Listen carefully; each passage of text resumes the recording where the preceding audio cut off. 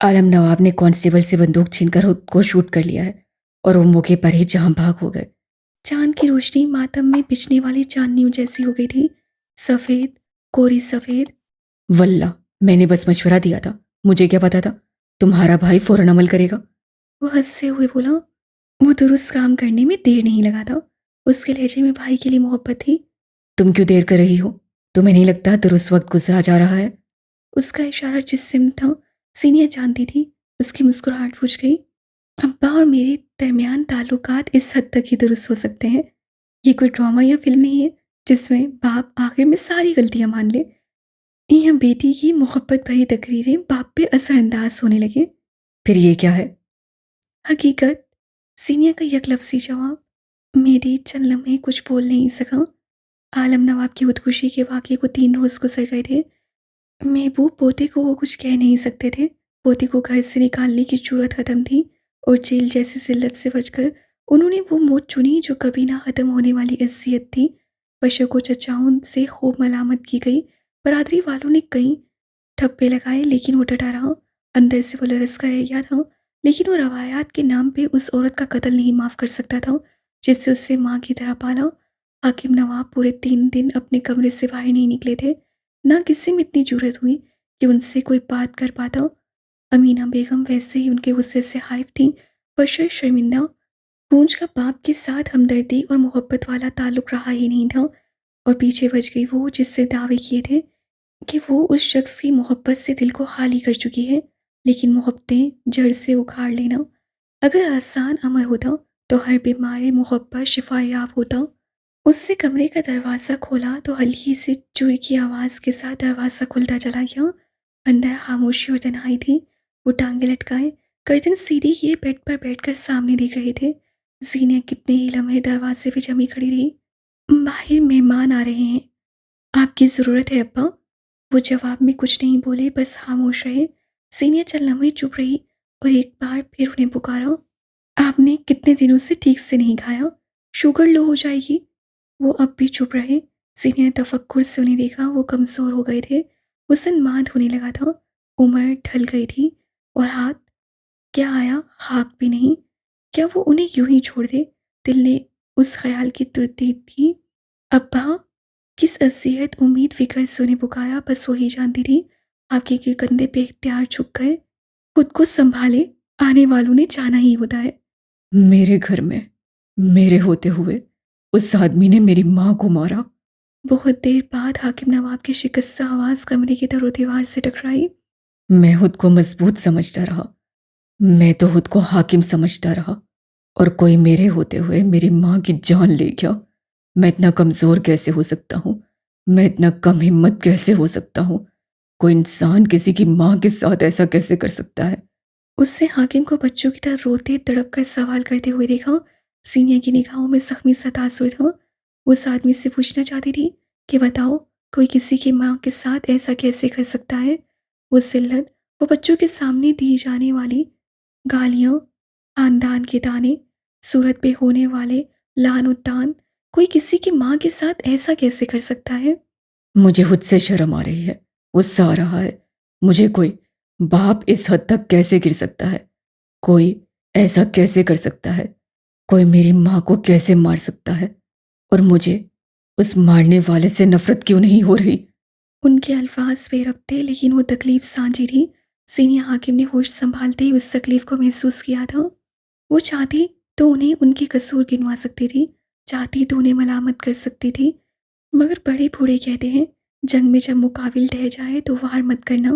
और बात सिर्फ बेटी ने वार नहीं किया। वो अच्छे बाप नहीं बन सके थे मगर वो तो अच्छी बेटी थी ना। उन्होंने अपने फ़राइज़ सही निभाए। लेकिन उससे सवाल तो उसके फ़राइज़ का होगा। छोटे छोटे कदम लेते ही वो उनके करीब आकर बैठ गई। कई लम्हे उस मसूद मर्द को रोते हुए देखती रही। फिर धीरे से हाथ उनके बाजू के गिर्द हमाइल करते हुए सर उनके कंधे पे रख दिया। वो मज़ीद ऊंची आवाज़ में रो रहे थे। जीनिया उस सुख को समझती थी। ये अज़ियत नई नहीं थी। वो पिछले कई बरस इसी तरह चलती रही थी। आज वही आग अपने लगाने वाले को चिमट चुकी थी। मकाफाते अमल होता है, इसी दुनिया में होता है। उसे यकीन आने लगा। तुम उन्हें कन्फ्रंट कर सकती थी। सोफे पे बैठा मर्द उस मर्द के बिल्कुल बरक्स था जो सीनिया को अपनी ज़िंदगी के इब्तिदाई दिनों में मिला था। ये काम हम दोनों नहीं कर सकते। अब्बा ने अपनी गलतियों की माफ़ी मांगने की बजाय उन्हें फिक्स कर दिया। जो हकूक पूरे नहीं किए थे, उन्हें अपनी तहीं ठीक कर दिया। देसी अब्बा माफ़िया नहीं मांगते, उनकी अनाएँ बहुत ऊँची होती हैं।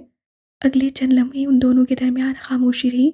वो फ़िलहाल उसके इन मसाइल में नहीं गुस्सा जा रहा था, जो 27 साल पुराने थे। ज़ीनिया उसे वो कुत्ती नहीं समझा सकती थी, जिसे हल करने में उसे कमोबेश उतने ही साल लग गए थे। ज़िंदगी अभी बाकी थी, ये किस्से फिर सही। तुम कमरे से बाहर क्यों नहीं निकलती?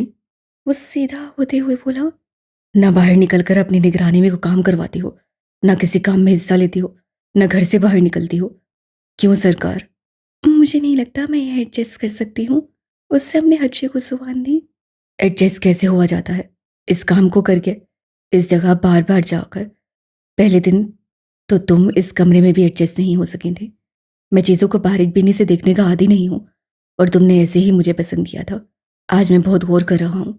कल अगर मसरूफ़ हो गया तो तुम्हें मुझसे शिकायत होगी। कुछ चीज़ों से तुम्हें मैं निकाल नहीं सकता, ये तुम्हें खुद करना होगा। वो बहुत नरमी और धीरज से समझा रहा था। मैं इस घर में नहीं रह सकती।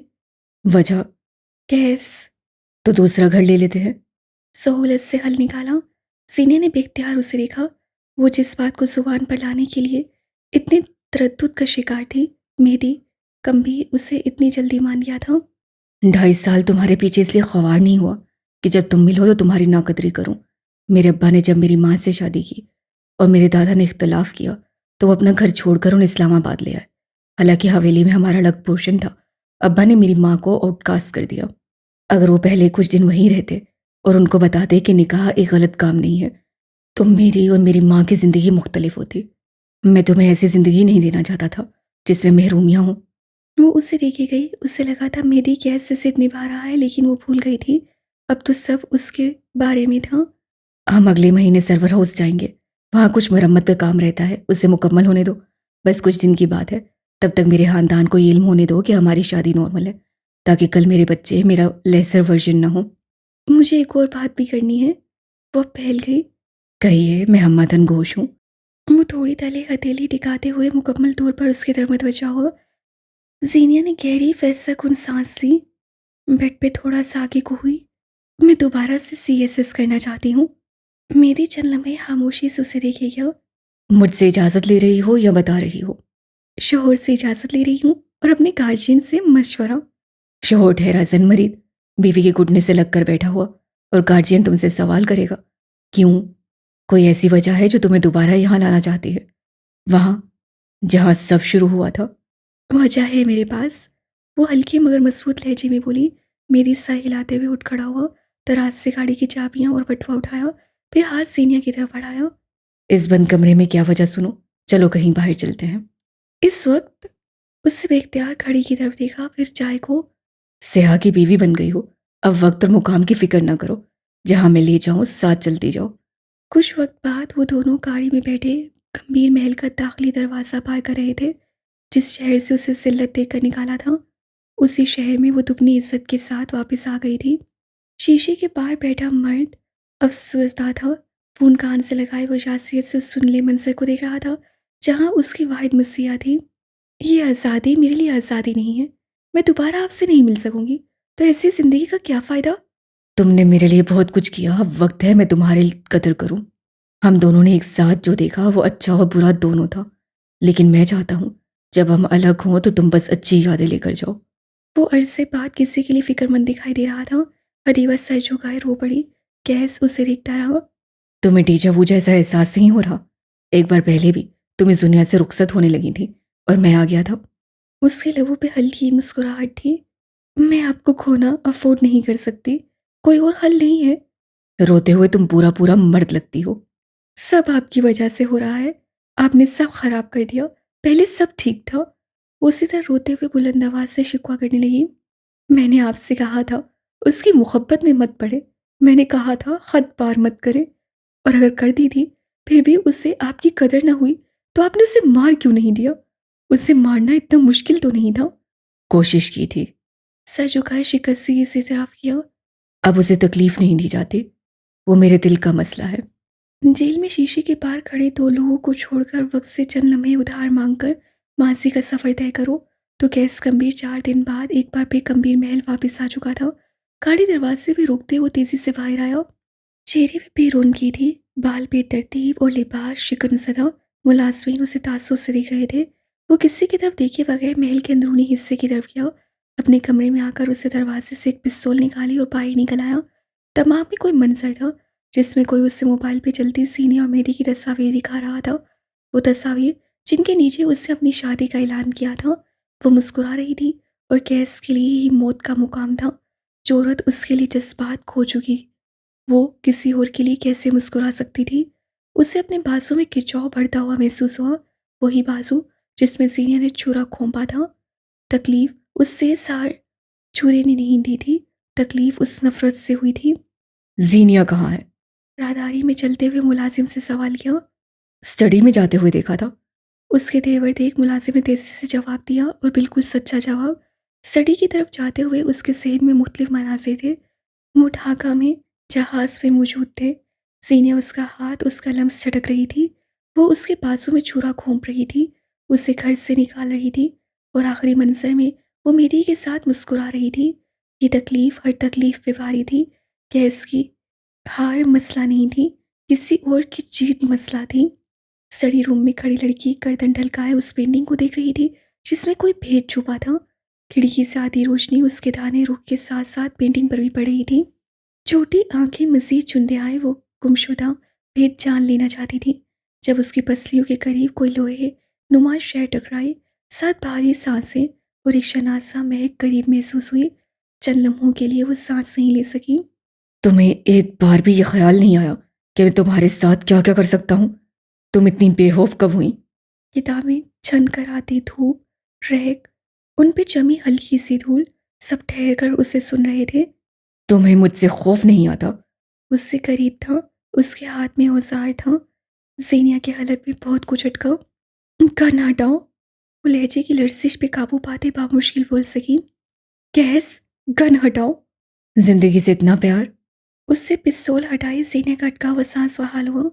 तुम मेरी बर्दाश्त को हद से ज्यादा आजमा चुकी हो, तुम्हें ये जेब नहीं देता। जीनिया मुड़ी, उसका सारा जिस्म होले होले लर्ज रहा था। कैसे बंदूक एन उसकी गर्दन पे रखी, वो बेसांस हो गई। चंद लम्हे, चंद सानी उसकी आंखों में आंखें डाले खड़ा रहा। सफाक सर्द निगाहें, उसकी खुशबू किसी ताफुन से उठती बदबू की मानिंद सीनिया के असाब पे भारी पड़ रही थी।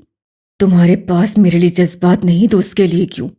तुम मेरे लिए उसके जितने अहम नहीं हो, कुछ लबों पे जुबान फेरते हुए कहा। मैंने तुमसे मोहब्बत की है।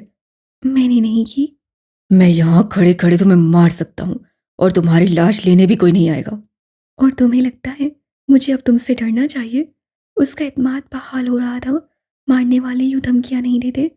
तुम्हें ऐसा क्यों नहीं लगता? बंदूक की नाल अब उसके माथे पे थी, उसकी गर्दन और माथे पे पसीना था।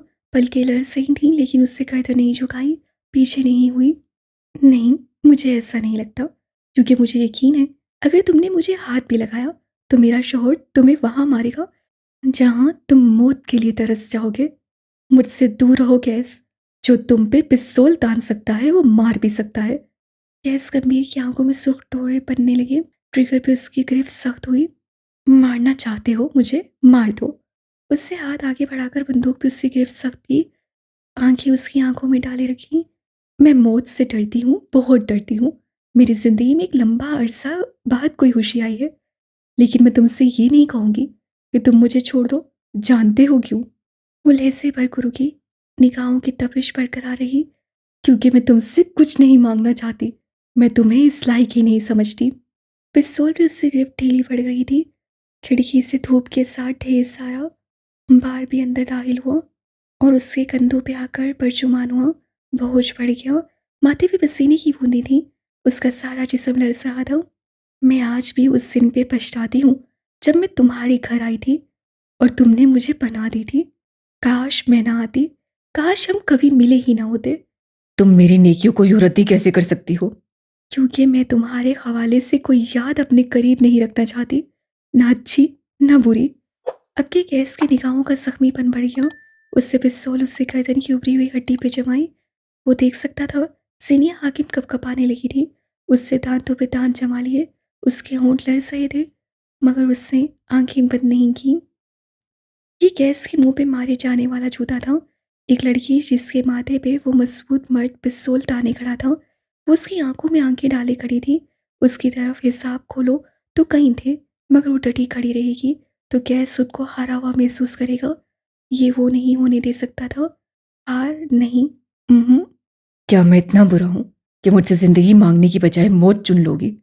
उससे हाथ पीछे किया और पिस्तौल लोड की। क्लिक की आवाज़ आई और उसके साथ ही वो पिस्तौल दोबारा उसके माथे पर रुक चुका था। बात तुम्हारी नहीं है, बात मेरी है। मैं 3.5 साल पहले वाली सीनिया होती तो तुमसे मिन्नत करती, मुझे ना मारो। लेकिन अब मैं जानती हूँ तुम किसी की मौत पे कादिर नहीं हो। वो हन्नूस आंखें उसकी आंखों में डाले खड़ी थी, बाजू सीने पे बांधे। वो लोहे को अपनी जिल्द के साथ टकराते हुए महसूस कर सकती थी। गैस उसके सामने किसी हारे हुए चौहारी की तरह था जो आज चाहे बाजी जीत जाता, मगर सीनिया की निगाहों का तासुर उसे हरा रहा था। वो ट्रिगर दबा देना चाहता था, मगर ये आज पहली बार था कि वो बंदूक वाला हाथ नीचे गिराने का सोच रहा था। कुछ था उसमें। वो गैस के दिल को मुट्ठी में जकड़कर जमीन पर दे मारती थी और वो एक बार फिर दिल हथेली पे सजाए उसके सामने खड़ा हो जाता था। मोहब्बत अच्छे हाथ से इज्जतदार को बेइज्जत करवा देती है, और उससे सिर्फ मोहब्बत नहीं की थी। मेरे ज़ब्त का इम्तिहान लेना बंद क्यों नहीं करती तुम? तुम क्यों मुझे मेरी ज़िंदगी में सुकून नहीं लेने देते? मुझे मेरी गलतियों के लिए माफ़ करके मेरी ज़िंदगी में दोबारा शामिल होना कोई बड़ी बात तो नहीं है। तुम्हारी गलतियाँ, तुम्हारी ज़िंदगी, तुम्हारी मोहब्बत, यहाँ मैं कहीं नहीं हूँ। हम 2 दिन भी साथ नहीं चल सकते। मैं चलना ही नहीं चाहती। तुम्हें ना क्यों नहीं समझ आ रहा? मैं नहीं तो वो क्यों? मैं फरिश्ता नहीं हूँ तो पारसा वो भी नहीं। ये तुमने चुना अब्दुल्ला। अपने खानदान और अपने गुरूर को अव्वल रखकर तुमने मुझे पीछे छोड़ा था। अब पीछे रहकर अगर मैं अपने लिए आगे जाने का बेहतरीन रास्ता देखूं, तब तुम्हें शिकायत क्यों है? आज कहाँ है वो खानदान जिसके लिए मुझे छोड़ा था? उससे पिस्तौल वाला हाथ गिरा दिया। गैस गंभीर उस औरत को हर्ट कर सकता था, जिंदा दरकोर कर सकता था, मगर वो कातिल और सफाक मर्द उसे मार नहीं सकता था। ये मुश्किल अमर था, नामुमकिन। मुझे मेरी जिंदगी में आगे बढ़ने दो। जिस आदमी के साथ मैं हूँ वहाँ बहुत खुश हूँ। तुम्हारे पास मेरी वापसी सिर्फ लाश की सूरत मुमकिन है। अगर यही चाहते हो तो ठीक है। उससे झुककर गैस का पिस्तौल वाला हाथ सीधा किया और उसकी पिस्तौल अपने माथे पे रखी। चलाओ गोली। वो ठहर गया, नफ़ी में सर हिलाते हुए पीछे होता गया, फिर सोफे पे रह गया। अब धूप उसकी पुष्प पे पड़ते हुए पलट रही थी। उसकी लंबी उंगलियां अब सीनिया को बाहर जाने का इशारा कर रही थीं। अंदाज में हार वाजिया थी। कोई चाल, कोई मोहरा, कोई पता ऐसा नहीं था जिससे वो फेंकता और खेल उसका हो जाता। कहीं कुछ गलत था। बारिश ने सारे इस्लामाबाद को जलथल कर दिया था। गीली सड़कों पे पड़ती रोशनियां उन्हें जाजिब नजर बना रही थीं। कैफेज, रेस्टोरेंट, शॉप्स और क्लब्स की जलती बत्तियां हर सू हर देखने वाली आंख को हैरा कर रही थीं। यहाँ की चाय बहुत बेहतरीन होती है। चाय की बोनट से टेक लगाते हुए इससे मिट्टी के बर्तन में डाली हुई चाय सीने की तरफ बढ़ाते हुए कहा था। हल्की हल्की उनकी में चाय और गीली सड़कें दिलकश मंजर पेश कर रही थीं। वो दोनों एक ओपन एयर कैफे में मौजूद थे, जहाँ गाड़ियाँ पार्किंग फुल होने की वजह से अहाते में दूर खड़ी की गई थीं। उसी अहाते में काफ़ी फासले पर कवाली नाइट की तकरीब हो रही थी, जहाँ से गाने की आवाज़ यहाँ तक आ रही थी। बशर कहता था, मुझसे ज़्यादा चाय इस दुनिया में कोई नहीं पीता होगा। उसे आपसे ज़रूर मिलते रहना चाहिए। उससे कप लेते हुए उसे उस बोनेट पे रखते हुए जवाब दिया। वो खुद एक कप मुंह से उतारता है और दूसरा चढ़ा लेता है। गाने की आवाज़ अब यहाँ तक आ रही थी। हमारे खानदान को चाय का इश्क विरसे में मिला हुआ लगता है। सीने ने मुस्कुराते हुए तबसरा किया, साथ मौसीकी की मध्यम ताल पे पोनट पे उंगलियां बजाने लगी। तुमने वजह नहीं बताई वैसे। वो भी पोनट पे होले होले से उंगलियां बजा रहा था। आप जानते हैं मुझसे माजी में कहाँ कहाँ गलतियां हुई। वो सामने देखते हुए मध्यम लहजे में कह रही थी। मैंने बाउंड्रीज बनाना चाही, लेकिन टूटती गई। यही बाउंड्रीज मैं अपने शहर में अपने लोगों के साथ बनाती थी तो बहुत कम टूटती थी। वजह जानते हैं क्या थी? मेरी ने लाल में से कंधे उचकाए, सीने कही गई। वजह ये थी कि मैं अपने घर में नहीं थी। मैं वहाँ थी जहाँ लोग गैर थे, और कुछ कुछ आला भी। मैं सोचती थी, अगर इस बड़े शहर से नाकाम लौटी तो अपने शहर जाकर क्या करूँगी। मेरा मुस्तकिल ठिकाना ये जगह नहीं थी, ना यहाँ के लोग। हमेशा मेरे रहते मैं एक मेहमान थी, और मेहमान चाहे जितना मर्ज़ी कोशिश कर ले, वो खैर घर में मुकम्मल वसाअत और पुरसुकून नहीं होता। एग्री, मैं स्याह हूँ, लेकिन वो तसल्ली पाकिस्तान में गंभीर महल में होती है, वो कहीं नहीं है। वो अब सेरेलब खाना दोहरा भी रहा था, आस-पास उसी तरह गाड़ियों की बोनेट के साथ, या फिर सामने कुर्सी रखे कई लड़के-लड़कियाँ खड़े थे। अगर ऐसे ही बड़े-बड़े इदारे मेरे अपने शहर में होते, तो मैं यहाँ ना आती। मैं ये नहीं कह रही कि जो मेरे साथ हुआ वो टल जाता, क्योंकि ये कहते हुए मैं अव्वल दर्जे की बेवकूफ़ लगूंगी। लेकिन फिर भी उसने मुझसे सब निगाहें उठाकर मेरी को देखा। अगर ये मेरा शहर होता या मेरा घर होता, तो शायद मुकाबलेबाजी और इसराफ कम होता। मेरे शहर के बच्चों के पास मेरे पास तालीम हासिल करने के लिए आसानियाँ होती, तो ये ना होता। हम क्यों किसी के शहर जाएं? पंजाब और सिंध के बच्चे तो हमारे सूबे में नहीं आते, क्योंकि उनके पास अच्छे अच्छे इदारे हैं। अल्लाह मजीद दे, मुझे उनसे बुक्स नहीं है, लेकिन मैं उनसे इंस्पायर तो हो सकती हूँ ना। वो हाथ उठा उठा कर बोल रही थी। सामने खड़े लड़कों में से कोई उसकी तरफ मुतवज्जा था, उसे देखकर मुस्कुरा रहा था। मैं कुछ कुछ समझ रहा हूँ, और जितना मैं समझ रहा हूँ एक इनकलाबी सोच है। वो चाय के घूंट भरना छोड़ चुका था। बोनट पे धुन बजाती उसकी उंगलियां मुतहरिक नहीं रही थीं। वो सीनिया को नहीं, अब उस लड़के को ही देख रहा था। आप सही समझ रहे हैं। मैं अपने सूबे और अपने मुल्क में तालीम आम करना चाहती हूँ, क्योंकि जहालत के अंधेरे तब छूटेंगे जब चिराग हमारे घर में जलेंगे, और कम कीमत पे जलेंगे। शायराना हो गया नहीं? वो कहकर मुस्कुराई। मेरी गहरी सांस फरदा उसके सामने आकर ठहर गया, ऐसे कि अब उसका चेहरा बस वही देख सकता था। बाकी सबका मंजर ब्लॉक हो गया। इस मंजर पे सिर्फ उसी का हक था। बेगम साहिबा, सोच सस्ती होती है, उसे हकीकत बनाने पे पैसा लगता है। और तुम लोगों से क्या कहोगी कि मैं सीएसएस ऑफिसर हूँ, और अब मैं यहाँ कोई इदारा खोलने लगी हूँ। फंड्स कहाँ से आएंगे? आपके अमीर दोस्त कब काम आएंगे? आपके भरे हुए अकाउंट्स कब खाली होंगे? बैरूनी मुल्क बैठे आपके पाकिस्तानी और गैर मुल्की यार दोस्त किस वक्त काम आएंगे? अमीर तो वैसे भी चोंचलेबाज होते हैं। इस चीज़ को एक एडवेंचर बनाकर पेश कर दे, लोग भाग भाग कर इन्वेस्ट करेंगे। और मुझे लगा था इस काम में तुम्हारी प्योर इंटेंशन शामिल है। आह, तुमने लोगों को इस्तेमाल करना नहीं छोड़ा। मैंने कुछ बुरी आदतें छोड़ी हैं, इसका मतलब ये नहीं कि मैं सुधर गई हूँ। वक्त आने पे लोगों के मुंह अब भी नोच सकती हूँ। मुझ पे बोलने वाली जुबानें काट कर फेंक भी सकती हूँ, और अपने मजलूम शोहर पे जुल्म भी ढा सकती हूँ। वक्त पड़ने पे उसे इस्तेमाल भी कर सकती हूँ, राइट?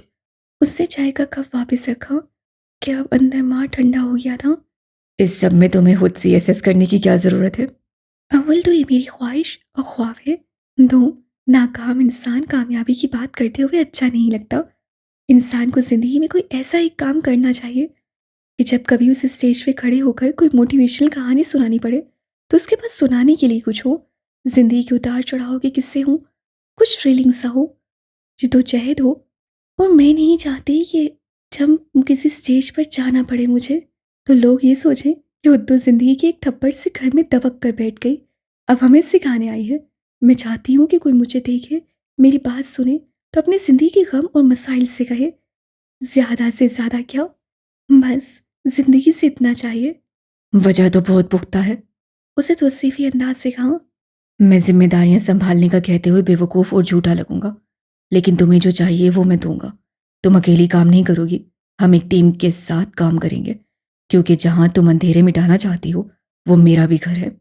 टीम मैं खुद मुंतखब करूंगी। क्यों? क्योंकि मुझे बंगले और एसी से उठकर आने वाले अमीर नहीं चाहिए। मुझे वो लोग चाहिए जिनके पास मेरे जैसी कहानी हो, जिनको उन लोगों का दुख समझ आए, जिनकी मैं मदद करना चाहती हूँ। मुश्किल काम है, कर लोगी? वो मुकम्मल तौर पर उसकी तरफ मुतवज्जो हुआ। कल ये जोश ठंडा हो गया तो? मैं जब फैसले लेती हूँ तो उन पे नज़रसानी करने की फिक्र नहीं रहती। ओवर थिंकर्स के किए हुए फैसले जज्बाती नहीं होते। उसकी चाय अब ठंडी हो चुकी थी, यानी अब वो पीने के लिए तैयार थी। उससे कप उठा लिया। मौसीकी की आवाज़ मदम हो गई थी, शायद गीत उसी तर्ज का था। अच्छा है, फिलहाल मैं तुम्हारा दाखिला। उसकी कोई ज़रूरत नहीं। मेरी की बात पूरी होने से कब सीनिया ने उसे टोका। मैं ये सारे मामलात खुद देखना चाहती हूँ। आप मेरे लिए सिर्फ जज्बाती सहारा रहे, बाकी सब मैं देख लूंगी। मेरे अंदर के अमीर और प्रिविलेज आदमी को तुम्हारा ये अमल बचकाना लग रहा है।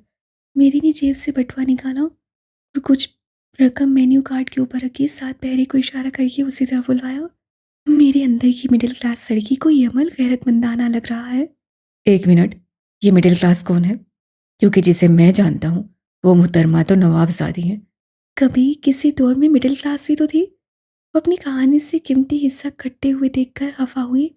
ओह, मैं तो भूल गया। बेहरा करीब आया था। बिल के पैसे और कप उठाते हुए वो वापस मुड़ गया।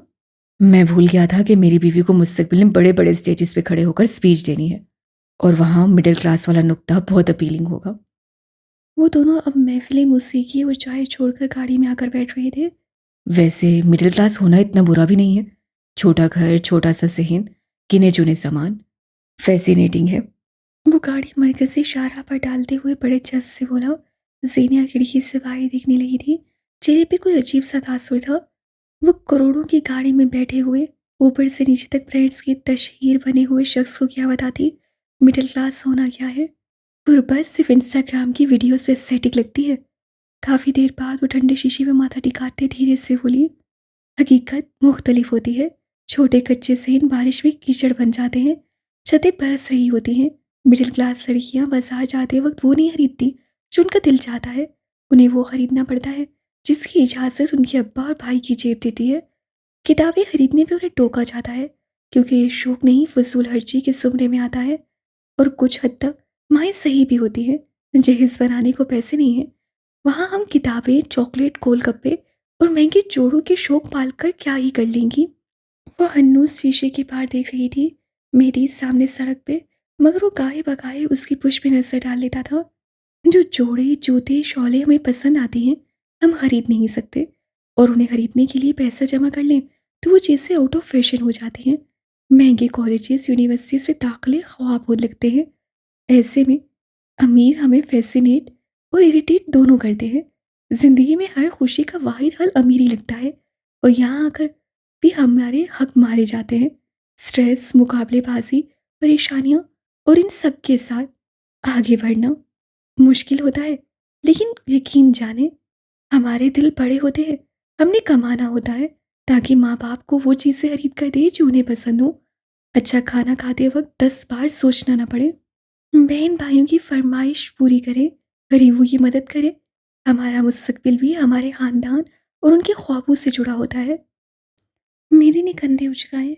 इन ख्वाहिशात और ख्वाबों का ताल्लुक पैसों से है, जो कि हमारे पास बहुत होता है। मिडिल क्लास होना फिर भी एक नेमत है, कुछ थ्रिलिंग सी जिंदगी है उनके लिए जिन्होंने हमारी जिंदगी नहीं गुजारी। मेरी ने मजीद बहस का इरादा तर्क कर दिया। अच्छा, मेरे पास तुम्हारे लिए कुछ है। ये आदमी तोहफे और सरप्राइज देने का बहुत आदी था। विंडो शेड खोलो। सीने ने अजनबी से उसे देखा, फिर विंडो शेड को। इस वक्त वो ऊपर की तरफ मुड़ी हुई थी। खोलो भी। उसके इसरार पे सीने ने हाथ बढ़ाकर उसे नीचे किया, और अगले ही लम्हे फूलों की कई पत्तियां उसकी झोली में आकर गिरी। वो एक लम्हे को रुकी, फिर हंस पड़ी, शायद महसूस भी हुई। एक नज़र मेरी को देखा, फिर उन फूलों को, और फिर हंसती चली गई। गाड़ी की मदम रोशनी में उसका हंसा हुआ चेहरा मेरी को देख रहा था, और उसे मालूम था वो अगली कई जिंदगियां उसे यूं ही देख सकता है। कहाँ से आते हैं आपको ऐसे आइडियाज़? वो फूलों की पत्तियां हाथ में उठा रही थी। साथ में ऐसी ज़हीन बीवी हो तो बंदा नासा का सदर भी बन सकता है। ज्यादा हो गया नहीं? वह हनूस गर्दन झुकाए मुस्कुराते हुए फूलों की पत्तियों को उंगलियों के पोरों से छू कर देख रही थी। ज्यादा कहाँ सरकार, आपके लिए दीवान लिखे जा सकते हैं। उसका नीम रुख देखते वो दिलकशी से मुस्कुराया। कई बरस पहले कहा जाने वाला जुमला एक बार फिर कहा। उन दिनों ये एक सतर मायने हेजी उलझन में डूबी थी। आज ये सतर सरापा सरशारी थी। एक और सरप्राइज भी है, स्टोरेज बॉक्स खोलो। गाड़ी घर की बजाय वो किसी और रास्ते से मुड़ चुका था। उसके अंदर का स्याह आजकल चौवन पे था। साथ मौजूद लड़की को भी सड़कें नापने से कोई मसला नहीं था। सीने ने कुछ कुछ पुरजोश अंदाज से स्टोरेज बॉक्स खोला।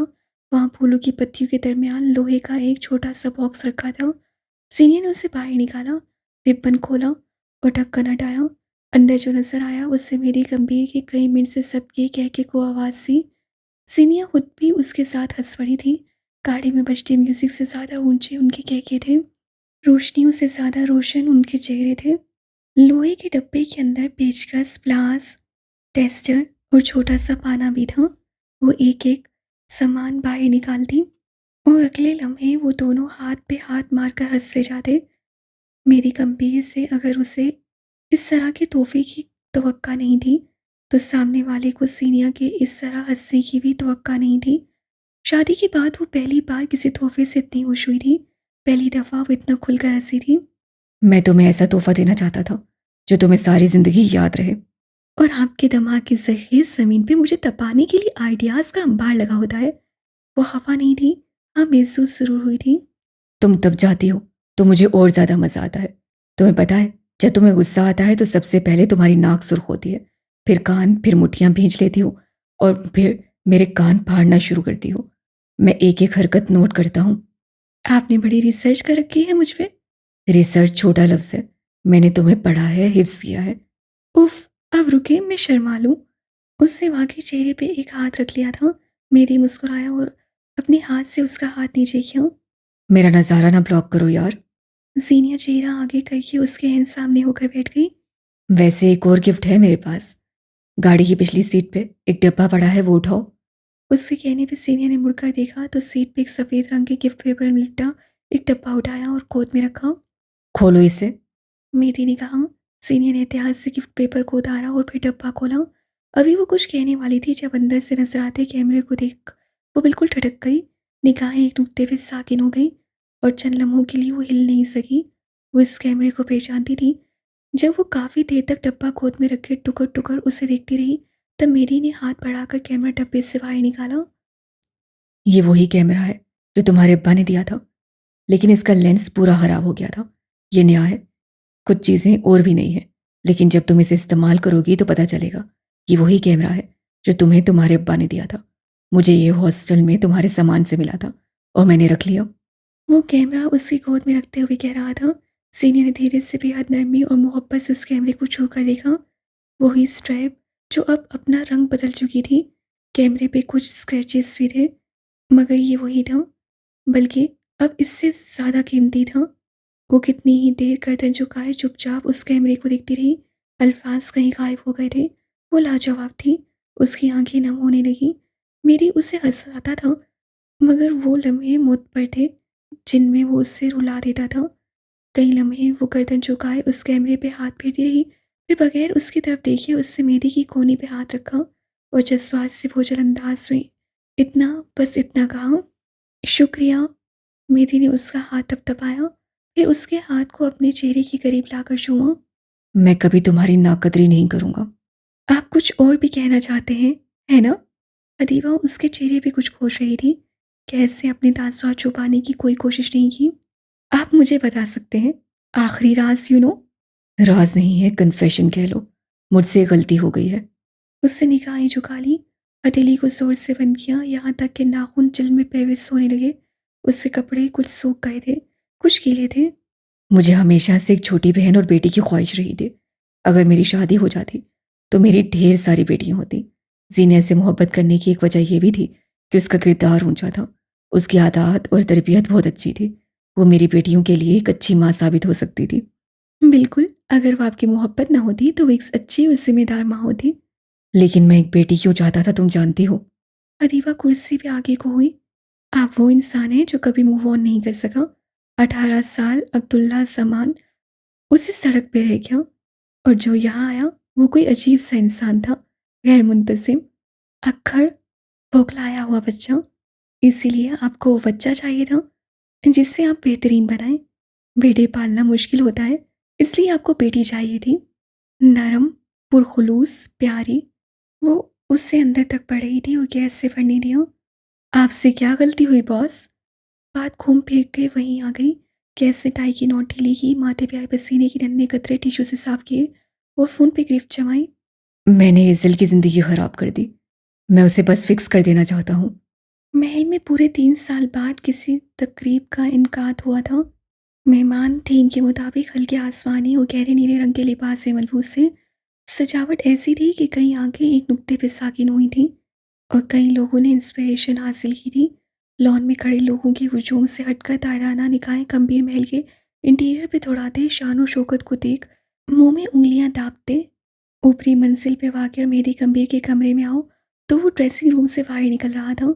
सुरमाई शर्ट के ऊपर सुरमाई सूट पहने, बालों को अच्छे से सेट किए, वो मामूल से हटकर बेहद अच्छा लग रहा था। तुम तैयार हो? नीचे चले? मसरूफ सा कहते वो आगे आया। आईने में उसका अक्स बन रहा था। उसके साथ साथ उसकी बीवी भी थी। अजीब लग रहा है, जिन लोगों से कैसम की फोटोग्राफर बनकर मिलती रही हूँ, अब उनसे गंभीर महल की बहू बनकर मिलना ऑकवर्ड है।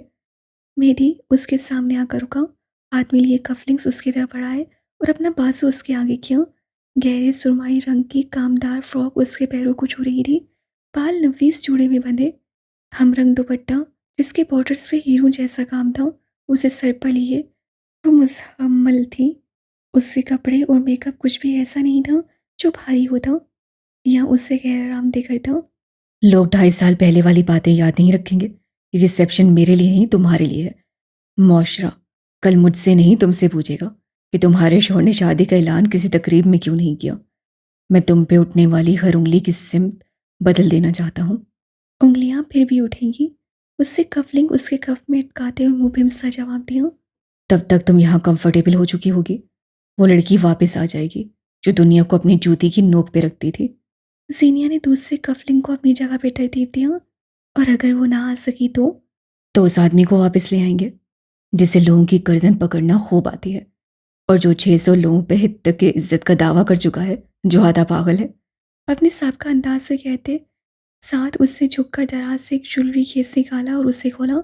अंदर एक डायमंड नेकलेस था जिसका हुक खोलते मेहदी उसके हक में आकर खड़ा हुआ और हार उसके गले में डालकर हुक बंद कर दिया। तुम्हारा शादी का तोहफा। जीनिया ने आईने के आगे खड़े होकर देखा। नेकलेस उसकी गर्दन में सज रहा था। उससे शुक्रिया कहना चाहा, फिर रुक गई। अब वो उसका शुक्रिया तब अदा करेगी जब खुद भी उसे कोई तोहफा देगी।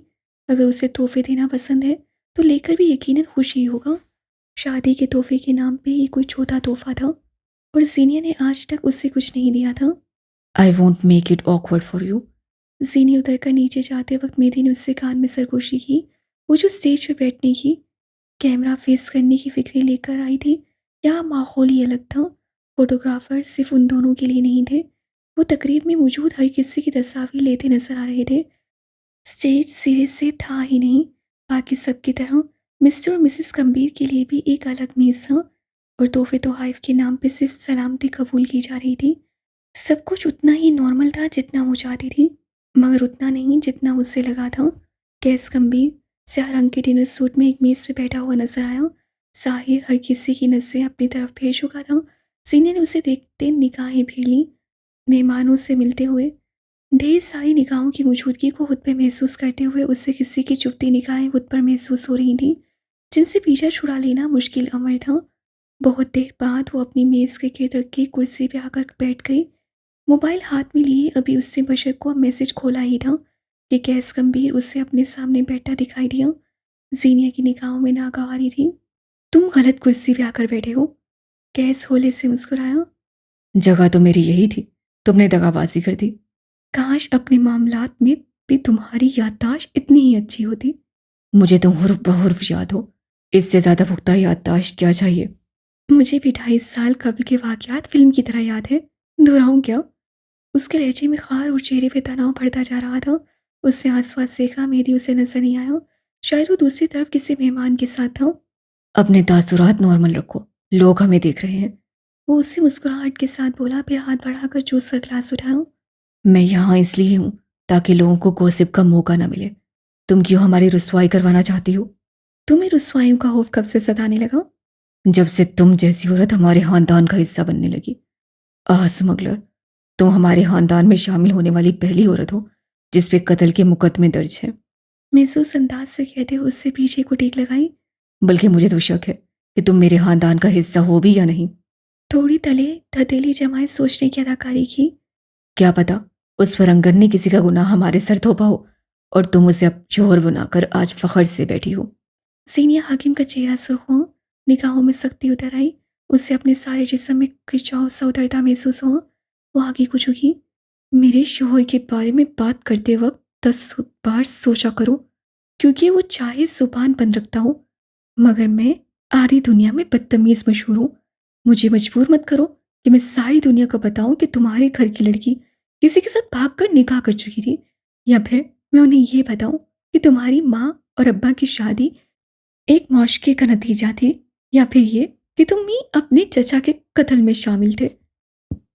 अगर तुम्हारे खानदान का माजी और हाल ऐसा शर्मनाक है तो ठीक है, मेरे शौहर का शजरा तुमसे और तुम्हारे खानदान से नहीं भी मिलता तो ठीक है। उसे देखते हुए वो ज़ोर से हँस पड़ा। ऐसे उसकी आँखें, होंठ, बल्कि सारा जिस्म हँसा हो। गर्दन पीछे फेंक के वो कितनी देर हँसता रहा।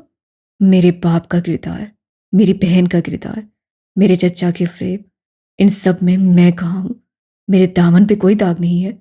मुकाबला उसके और मेरे दरमियान है। और देखो, मैं अब भी आला हूँ, किरदार में, पैसे में, सूरत में। वो आगे को झुका और सीनिया की आंखों में देखा। मोहब्बत में। चंद लम्हे खामोशी रही। कोई तुमसे वैसी मोहब्बत नहीं कर सकता जैसी मैं करता हूँ, जो तुम्हारे लिए मैं महसूस कर सकता हूँ। वैसा एहसास इस दुनिया के किसी मर्द के पास नहीं। जिस नज़र से मैं देखता हूँ, वो नज़र भी किसी के पास नहीं। मुझे खोकर तुम्हारे लिए बस हंसारे हैं। तुम्हारी मोहब्बत मेरे लिए फांसी घाट है। वो उठ खड़ी हुई जब एक तरफ खड़ी मीरा ने उसे वापस बैठने का इशारा किया। लोग देख रहे थे, तस्वीर बन रही थी। प्लीज़, वो बगैर लब फैलाए बोली। दुरुस्त, मगर मैं वो काजी हूँ जो तुम्हें तख्ता दार से बचा लेगा। कैसे कहा? वहाँ पहुँच जाने वाला कौन होगा? इस सजाए इस वसार। वो वापस बैठ गई, मुठियाँ हनूस खींच रखी थी। यकीनन मैं, लेकिन वजूहात तुमने फराहम की होंगी। फिर बचा लेने की वजह? कैस गंभीर चंद लम्हे खामोशी से उसे देखता रहा। खुशबुएं, रंग, रौनक, महफिल, दुनिया, ताशी, मगर वो उससे देख रहा था जो इन सब की कमी पूरी करती थी। कई लम्हे बस देखता ही रहा, फिर उसके लबों से अदा हुआ। क्योंकि तुम मेरी महफूज पनागा हो। मैं शादीशुदा हूँ, तुम्हें ये बातें सेब नहीं देती। वो कड़वाहट से बोली। मोहब्बत पे शादी ताल्लुक जैसे दायरे लागू नहीं होते। तुम यहाँ से उठकर जाओ कैस, वरना मुझे तुम्हारे खानदान, रेपुटेशन और लोगों की परवाह नहीं रहेगी। वो दबे दबे अंदाज से घुराई। कैस की निगाहों का तासुर तब्दील हुआ। हर गुजरता दिन उसे बावर करवा रहा था कि वो गलत जगह कोशिश कर रहा है, लेकिन ये मान लेना कि वो नामुराद रहेगा, ये हार थी और उससे हार कबूल नहीं थी। उससे कुछ कहने को लब खोले ही थे कि एसिल उससे अपनी तरफ आती दिखाई दी। मीरा परेशान से उसके पीछे पीछे आ रही थी। उसके चेहरे पे हवाएं उड़ रही थीं। एसिल उसके करीब आकर रुकी तो गैस और सीने की निगाहें बेख्तियार उस पर पड़ी। वो गुलाबी रंग के टॉप और ट्राउजर में मलबूस वालों को बेतरतीब से कोने में बांधे हुए हफा हफा से दिखाई दे रही थी। आप मम्मी को समझाएं कि ये मुझे फोर्स ना करे। उससे गैस के घुटने पे हाथ रख के संजीदगी से अपना मुद्दा बयान किया। तुम इसकी जिद देख रहे हो, ना ये तैयार हो रही है ना बाल बनवाए हैं, और इस हालत में तकरीब में भी आ गई। ओह खुदाया, इट्स एम्बैरेसिंग। उससे परेशानी से माथे को छुआ। एसल की निगाहों में हन्नूस बेनियाजी थी। कोई खास फंक्शन नहीं था जिसके लिए मैं तैयार होती रहूं। तकरीब तो है ना बच्चे। उसके बाल कानों के पीछे उड़द से नरमी से बोला। जिसके लिए है वो तैयार है ना, बहुत है। जीने की तरफ देखते काटदार अंदाज से कहा। और मम्मी, आप मेरा पीछा छोड़ दे, जाकर अपने बेटे को देखे। वो हद दर्जा बदतमीजी से बोली। कैस समझा। मेरा अजालत से उसके पीछे गई और सीनिया वो साकिन थी। एसिल मुकम्मली को बच्ची नहीं थी जिसके बारे में वो मेरी से सुनती रही थी। कैस की निगाहों ने तब तक उसका पीछा किया जब तक वो घर के अंदर नहीं चली गई। इस दौरान उससे बेदर्दी से अपनी माँ का हाथ झटका भी था। लोग कहते हैं जुल्म सहने से बेहतर है औरत तलाक ले ले। लोग ये नहीं बताते कि औरत जो मर्द की पसली से बनी है वो मर्द के बगैर रह ही नहीं सकती, और अगर रहना पड़ जाए फिर या तो मसीह हो जाती है या फिर कर देती है। एजिल की शख्सियत मस्त हो गई है। वो हर शय से बेनियाज उसी ओर तक रहे थे जहाँ से वो अंदर गायब हुई थी। दोनों को बायाक वक्त बहुत कुछ याद आया था। तलाक हलाल हल नहीं है, क्योंकि ये इंसान को तोड़ देती है। हल तरबियत और इंसानियत है। पलाश का उस पे हाथ उठना, अब्बा को उसकी माँ को भरी महफिल में सलील करना, सब याद आ गया था। गलत जगह, गलत वक्त पे। तुम मेरी एक मदद कर सकती हो। वह हनूस उसी तरफ देख रहा था। हमारे दरमियान कोई ऐसा ताल्लुक नहीं जिसके बिना पे मैं तुम्हारी मदद करूं। ताल्लुक का होना जरूरी नहीं। ताल्लुक ना होते हुए इंसान किसी की मदद क्यों करेगा? उस जज्बे के तहत जो कई साल पहले तुम्हें मेरे घर ले आया था और मुझे मजबूर किया था कि मैं तुम्हारी मदद करूं। और वह जज्बा क्या है? उलझी नहीं, बस उसके मुंह से सुनना चाहती थी। इंसानियत, मिस्याही। उससे मुड़कर सीनिया को देखा। उसकी निगाहें अब तब्दील हो गई थी। ये किसी मशूक की आंखें नहीं थी। अगर एक लफ्ज में सम अप करो तो अंत। जिनकी अपनी कहानी के अंत अच्छे ना हो, उन्हें कोशिश करनी चाहिए वो दूसरों को हैप्पी एंडिंग्स दे सकें। हैप्पी एंडिंग्स ना सही, मुतमईन अंत पे तो सबका हक है ना। इस वक्त वो कोई गरीब नहीं था, कोई ऐसा इंसान नहीं था जिससे सीनिया की जिंदगी अंधेरी कर दी। ये वो आदमी था जिसके साथ सीनिया के दुख साझे थे। Soulmates you know. तुम्हें मुझसे नफरत हो सकती है, इख्तलाफ भी, मगर हम दोनों ने उन कसूरों की सजा पाई है जो हमने नहीं किए थे। बचपन से हमारी शख्सियत मस्क शुदा है। मैं चाहता हूँ हमारी वजह से किसी और के साथ ऐसा ना हो। वो मुझे पसंद नहीं करती, सीनिया ने मध्यम लहजे में कहा। बच्ची है वो, फिलहाल उसे पसंद नापसंद का मतलब भी नहीं पता। उसका जहन कोरे स्लेट जैसा है। तुम जो चाहे लिख सकती हो। अब भी वक्त है, बहुत वक्त। सीनिया ठहर कर उसे देखी गई। बहुत देर बाद जब वो बोली तो उसकी आवाज़ में आंच सी थी। भागोल तुम्हारे, मैं एक बद किरदार, मुअत्तद मर्दों से ताल्लुकात रखने वाली, जेल के चक्कर काट कर आई हुई औरत हूँ। फिर मैं किसी बच्ची को क्या सिखाऊंगी। कैस खामोश हो गया था। गर्दन झुकाए अगले कई लम्हे वो मेज़ की सतह को खुरचता रहा, और जब निगाहें उठाकर सुरमाई लिबास वाली लड़की को देखा तो उन निगाहों का हर हर तासुर यकसर तब्दील शुदा था। मैं जो कहता हूँ वो बाज़ दफ़ा रुकावट होती है, बाज़ दफ़ा गुस्सा, और कभी बरतरी की ख्वाहिश। मगर हकीकत में मैं ज़िंदगी में जितनी औरतों से मिला हूँ तुम उनमें सबसे मुतबर हो। तुम्हारा ओरा हद में रहने वाला है। तुम वो औरत हो जो बीवी बने तो शोहर को फ़ख्र हो, माँ बने तो औलाद बेहतरीन तरबियत पाए। वो ठहर ठहर कर कह रहा था और सीनिया दम साधे सुन रही थी। बात और औरत, तुम बहुत मजबूत और सत्ताइश के काबिल हो। तुमसे मोहब्बत तुम्हारे चेहरे की वजह से नहीं हुई थी। लब काटे, अल्फाज मुश्तमा किए। मेरी अगर कोई बेटी होती तो मेरी यही ख्वाहिश होती कि वो बिल्कुल तुम्हारे जैसी होती। मैं अपनी नस्ल तुम्हारी जैसी चाहता हूँ। क्या तुम्हें अब भी अपनी वक़्त नहीं मालूम? कोई तिलिस्म था जो उसने सीनिया के गिर्द बांध दिया था। मोहब्बत, रोमांस, हिजर, वसल से हटकर जिंदगी के कई और मसाइल थे, और सामने बैठा शख्स उन्हीं में उलझा था। उसी उलझन ने कुछ सिरे सीनिया हाकिम से भी मिलते थे। कोशिश करना तुम उसे एक अच्छा अंत दे सको। वो कहकर रुका नहीं था। मेहमानों के हुजूम में कहीं गायब हो गया। मुसव्वर के सामने उसकी ताज़ा पेंटिंग थी जिससे भरे हुए रंगों में एक हाका था। वो हाका जिसमें कैस गंभीर सीनिया हाकिम के सामने वाली कुर्सी छोड़कर उठा था। मुसव्वर उस बोझल मंजर से उकताया, नया कैनवस सेट किया, ताज़ा धुले हुए ब्रश निकाले, रंगों से कुछ छींटे कैनवस पे डाले। वहाँ मंजर बदल गया था। रंग यकसर तब्दील हो चुके थे। पेंटिंग की वाइब भी बदल गई थी। पराग हनीफ सफ़ेद सूट में मलबूस सा चेहरे पे सिंजीदगी की थी, और उसके चेहरे के रंग भीगे थे। दूसरा किरदार सीनिया हाकिम थी। उसके चेहरे के रंग सुर्ख सफ़ेद थे। पेंट में गर्क होकर देखो तो किरदारों के लब हिलते हुए दिखाई देंगे। आसपास मंजर बन रहा था, लोग, हल्का म्यूजिक, खाना और मशरूब।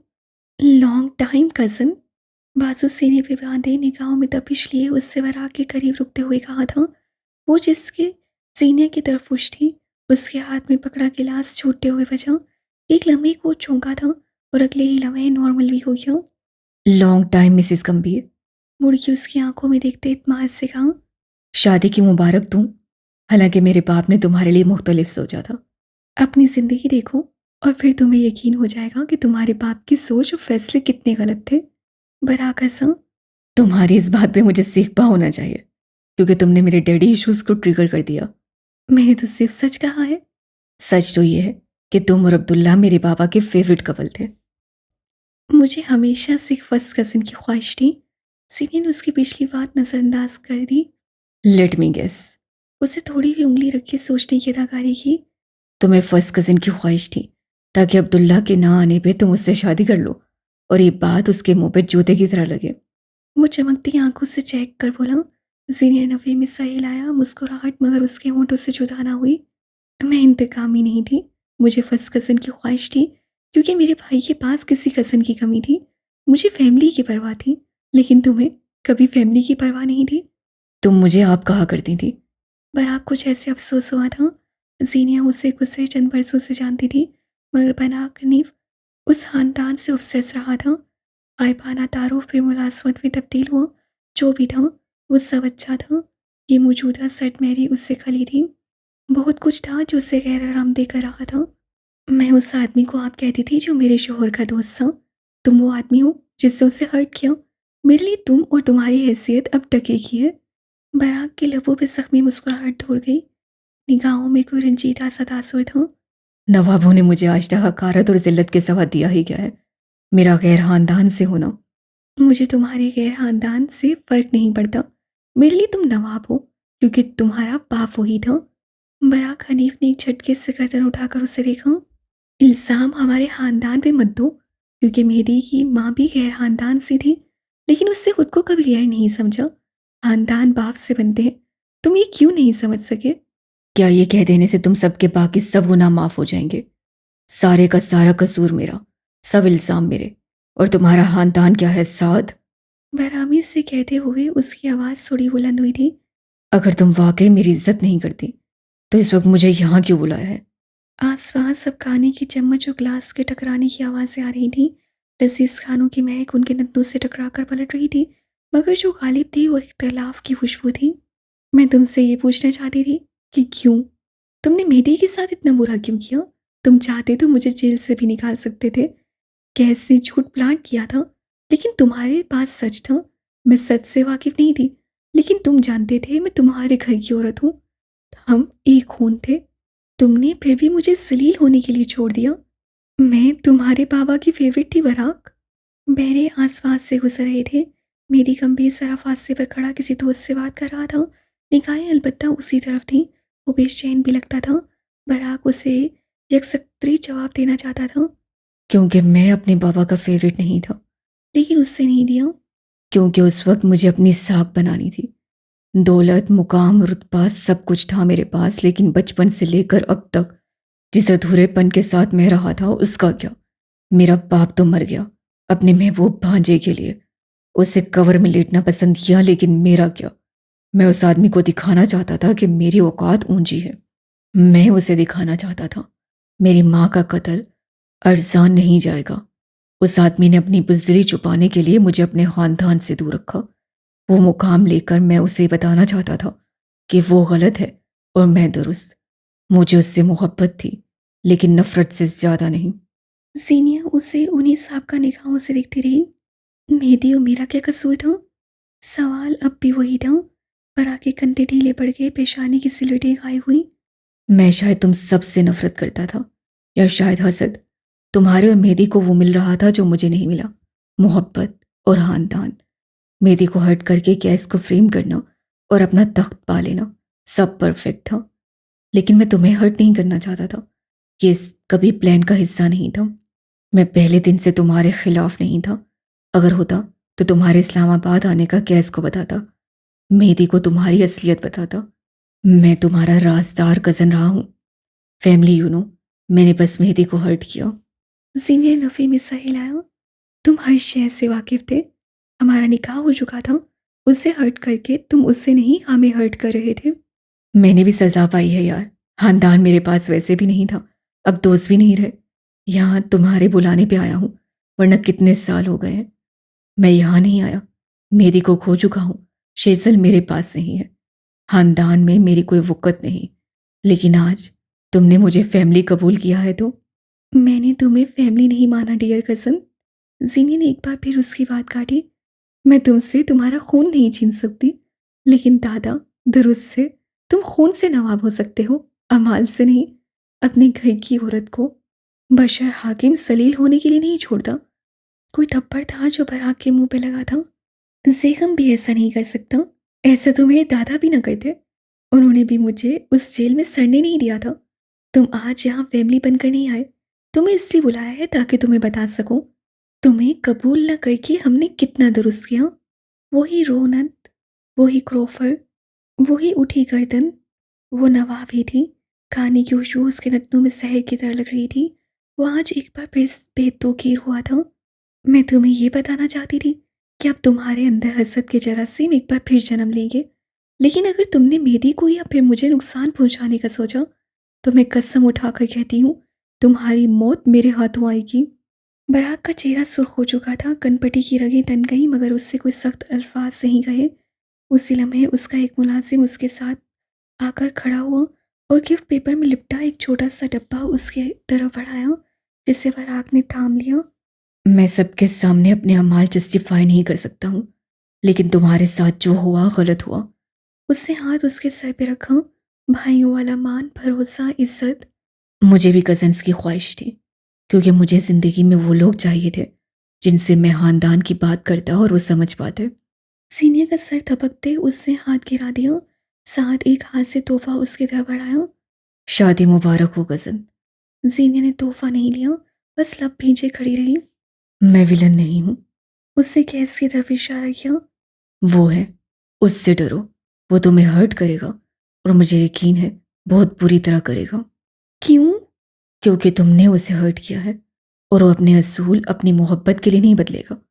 कहकर उसने एक बार फिर सीने के सर पे हाथ रखा और गिफ्ट साथ लिए पलट गया। उसके जाने के बाद भी उसकी बातें किसी अलार्म की तरह सीने के जहन में गूंजती रही थी।